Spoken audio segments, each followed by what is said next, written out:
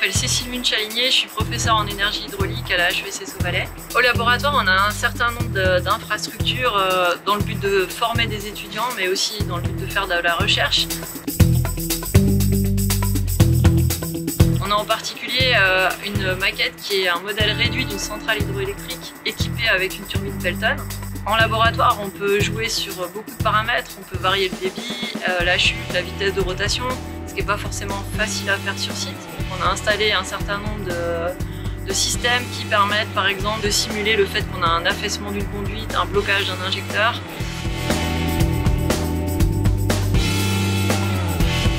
Alors la difficulté, c'est que les centrales hydroélectriques sont toutes uniques. Il y a un risque qu'on développe des méthodes en laboratoire et qu'elles ne soient pas si facilement que ça transposables sur site.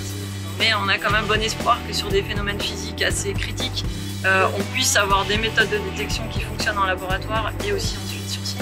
On travaille dans le cadre de la maintenance prédictive, donc c'est développer des méthodes qui permettent de savoir à l'avance qu'il y a quelque chose qui est en train de se passer et surtout pouvoir agir avant qu'il y ait une panne ou une indisponibilité.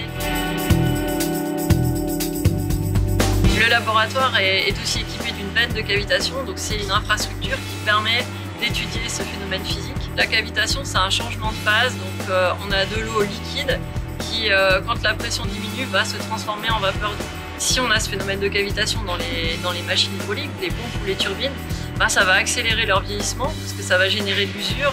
On arrache des matériaux, ça peut aller jusqu'à créer des trous. Ensuite, les personnes qui font la maintenance doivent arrêter l'aménagement, sortir la machine, faire les réparations, donc ça crée des périodes d'indisponibilité.